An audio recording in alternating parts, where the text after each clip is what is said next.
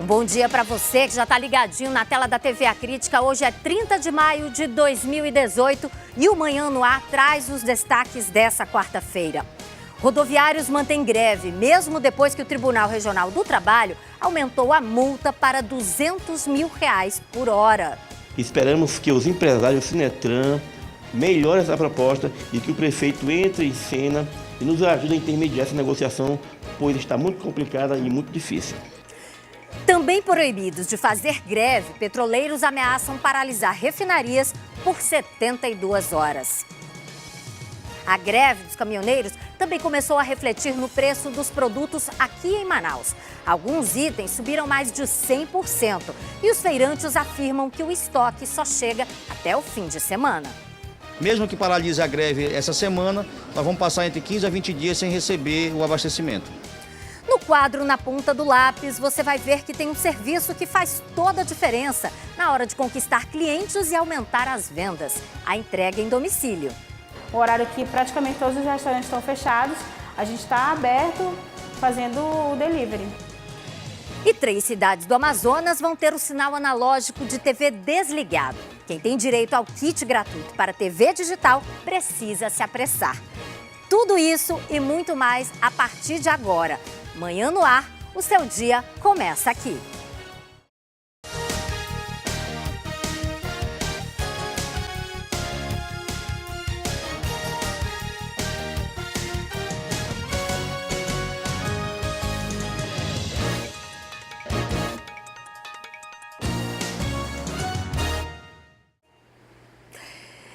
Fica atenta à hora para não perder o seu compromisso, são 6h02. Você pode participar do programa deixando mensagens na nossa página no Facebook e através das redes sociais. A gente começa com as notícias de polícia. Um casal de bandidos arrombou uma residência na madrugada de ontem e anunciou um assalto. A família estima um prejuízo de R$13 mil. Esse foi o percurso que os 2 suspeitos fizeram para ter acesso à residência, pelo quintal. Era por volta de 3 horas da madrugada desta terça-feira, segundo a família. Os 2 suspeitos, que até o momento não foram identificados, teriam arrombado o miolo da porta, possivelmente com uma chave de fenda. Depois, a mulher pegou esta faca e logo depois, com um comparsa, ameaçou a família que estava dormindo nessa parte aqui da casa. Eles ficaram assustados com a situação, sem saber o que estava acontecendo. Aqui, eles fizeram a limpa.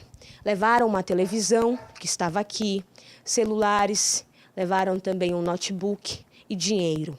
As crianças ficaram desesperadas com a situação e o proprietário da casa e a esposa foram amarrados. Depois que eles fizeram a limpa nesse compartimento, eles seguiram para cá. Aqui, os bandidos mexeram nesse guarda-roupa e observaram que não tinha nada. Depois, eles notaram esse notebook e perceberam que estava com defeito.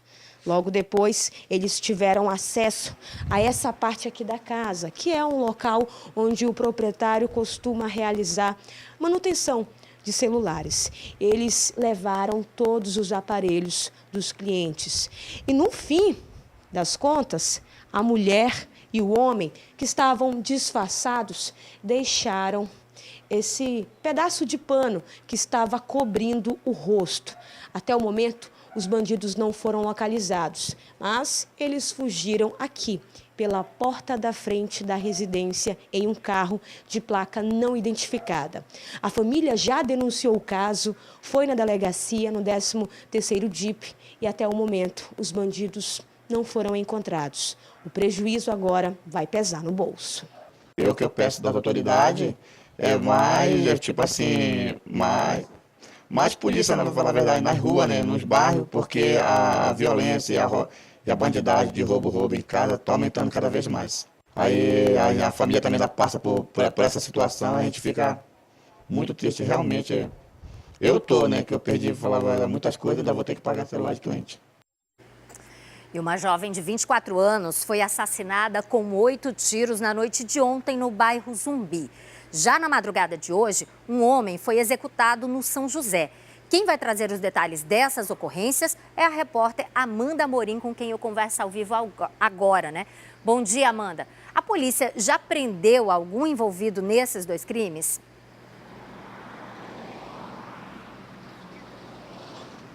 Oi, Teia Morel, muito bom dia para você, bom dia a todos que estão acompanhando aqui a programação do Manhã no Ar. Ainda não, viu? Mas a Delegacia Especializada em Homicídios e Sequestros já está investigando esses dois casos. A gente começa a falar do primeiro, que ocorreu lá no bairro Zumbi.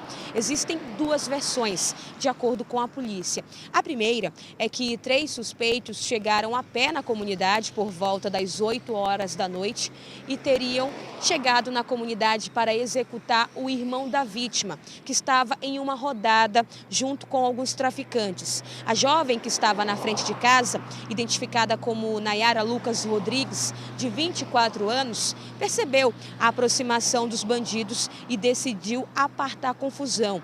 Os bandidos já estavam discutindo com o irmão dela quando ela se aproximou da confusão. Os traficantes, eles se revoltaram, tentaram defender o irmão dela e os bandidos dispararam vários tiros que atingiram a jovem, pelo menos 8. Essa é a primeira versão, de acordo com a Delegacia Especializada em Homicídios e Sequestros. Já a segunda versão é que a Nayara teria envolvimento com o tráfico de drogas na região. E os bandidos teriam chegado a pé na frente da residência dela e abordaram e logo depois dispararam 8 tiros. Eles conseguiram fugir do local. A comunidade, sem entender o que estava acontecendo, saiu de casa, observou que a jovem estava jogada. Eles conheciam a família da menina e logo depois ligaram para os policiais da 25ª SICOM. Eles fizeram uma varredura no local na tentativa de localizar esses assassinos, mas não conseguiram. O corpo da jovem foi removido pelo Instituto Médico Legal. É importante enfatizar que a família não confirmou essas duas versões, mas a Delegacia Especializada vai investigar esse caso. Agora, o segundo ocorreu lá no bairro São José.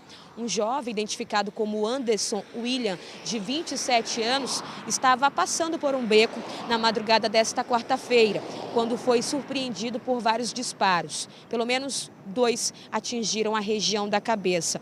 A comunidade não soube informar para a polícia quantos homens estavam nesse local e fizeram esse serviço, executaram essa vítima, mas algumas informações foram colhidas e as imagens de segurança de uma câmera devem aí ajudar a polícia nas investigações. Até o momento, esses suspeitos também não foram localizados, que executaram esse crime no bairro São José. O corpo do Anderson também foi removido e levado para o Instituto Médico Legal.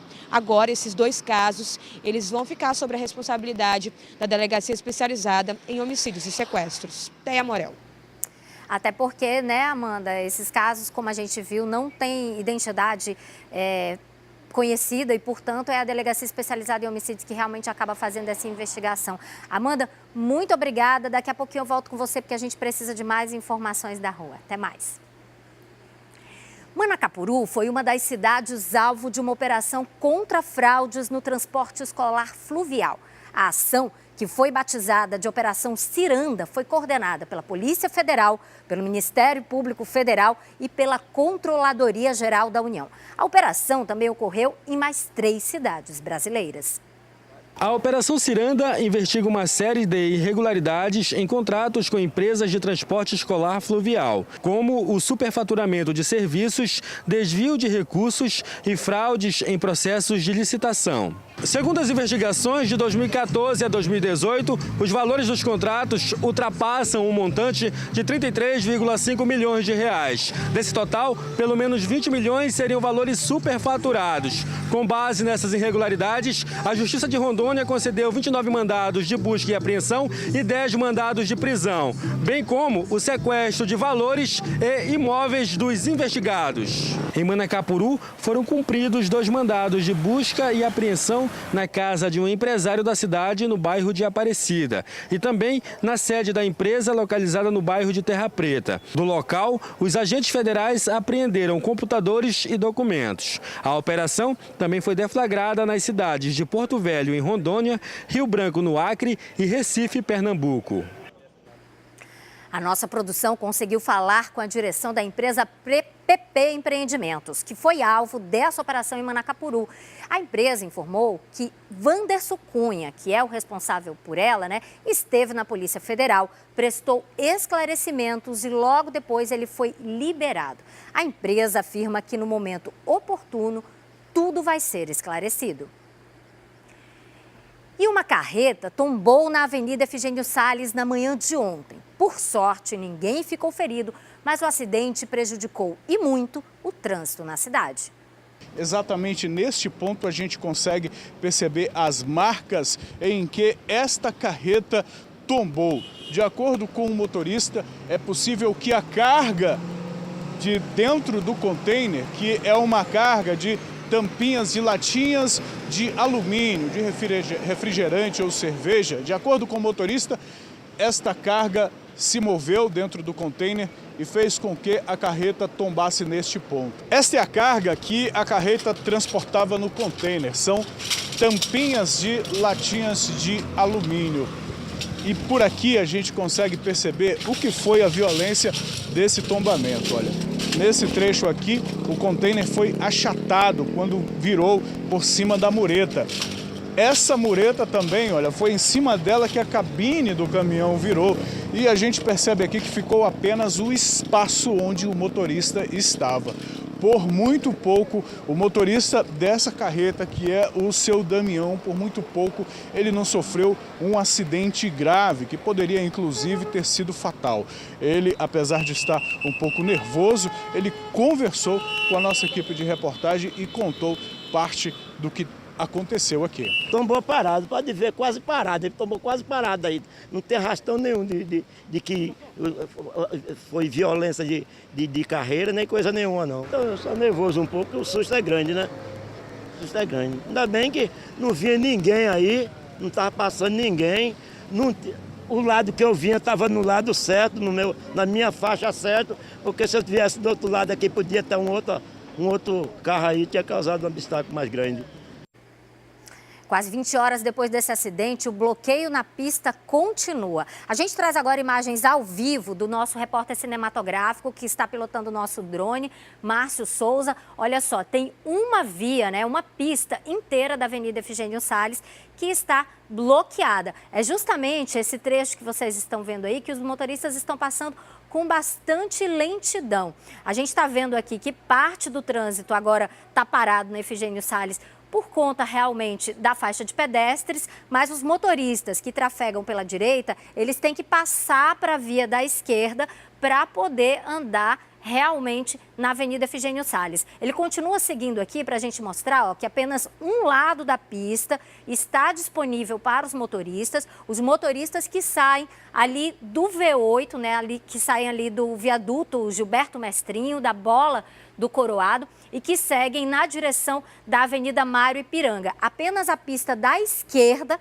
realmente está servindo para esses motoristas e essa lona que vocês estão vendo é justamente a carga que ainda continua no local. A carreta foi retirada, o caminhão foi retirado, o cavalo, como a gente chama, que é aquele caminhão que leva a carreta, foi retirado, mas parte da carga ainda continua ali. A gente tem realmente essa interdição de uma via inteira do V8 da Avenida Efigênio Salles. E a gente vai ver o reflexo disso no trânsito. Tem muita gente que passa realmente nessa área da Avenida Centro-Sul, da zona Centro-Sul de Manaus, na Avenida Efigênio Salles.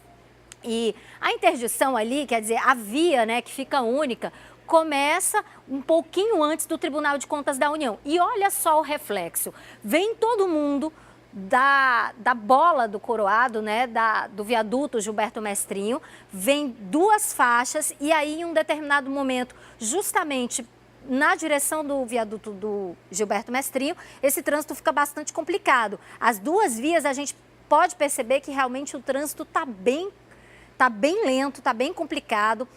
Depois que você começa a trafegar apenas por uma via, os carros começam a andar normalmente. Mas até você chegar nesse ponto em que as duas vias convergem, né, para a faixa da esquerda, realmente o trânsito está bastante complicado e com certeza daqui a pouco deve ficar ainda pior o trânsito aqui nessa área. A gente está falando de um trânsito que está agora por volta de 6 horas da manhã, no comecinho da manhã ainda, né?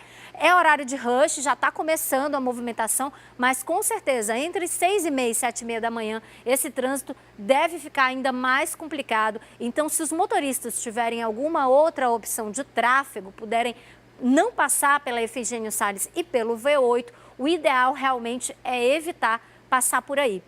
Ontem o trânsito ficou realmente muito complicado, o tráfego ficou lento, teve gente que passou mais de 2 horas para sair aqui da Efigênio Salles, justamente porque os agentes de trânsito eles começaram a desviar o trânsito naquele desvio que vai para a Avenida das Torres, né?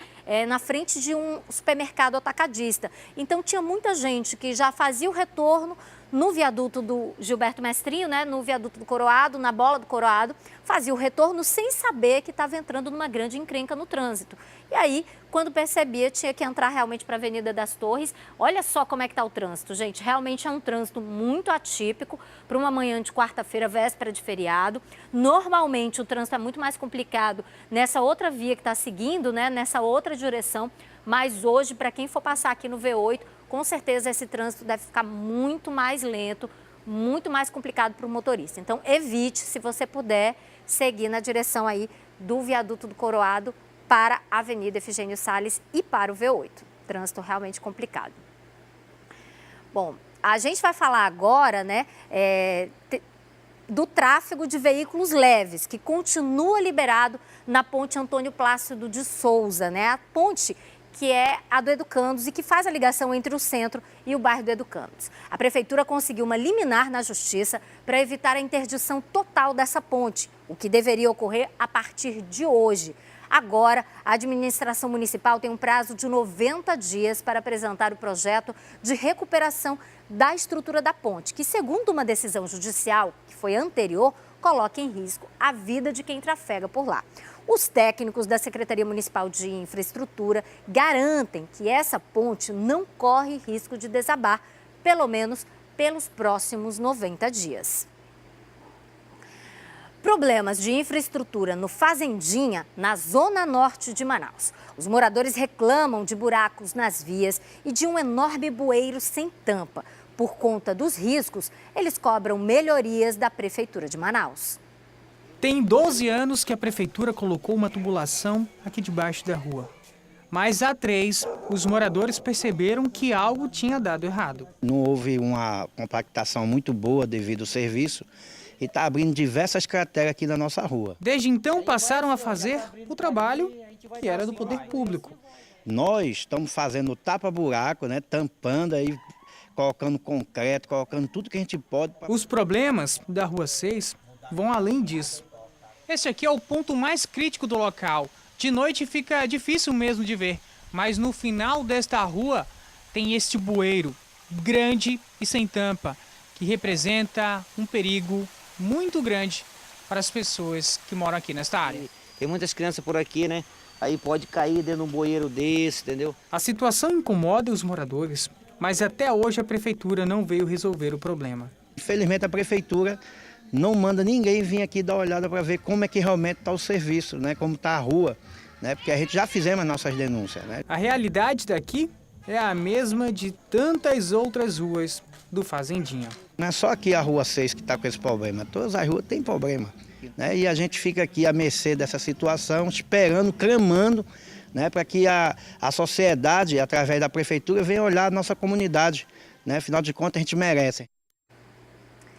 Em nota, a Secretaria Municipal de Infraestrutura disse que a rua citada na reportagem era uma área que tem infraestrutura zero, mas recebeu melhorias como a instalação de drenagem profunda, terraplanagem e compactação do solo. Resta agora a drenagem superficial e a aplicação de uma camada asfáltica, ou seja, a colocação do asfalto, né? Isso deve acontecer assim que as equipes concluírem os serviços da Rua 8, que fica no mesmo bairro. E já a gente volta com informações sobre a paralisação dos rodoviários. A gente mostra também a alta nos preços dos produtos e o medo do desabastecimento. Manhã no Ar volta em instantes.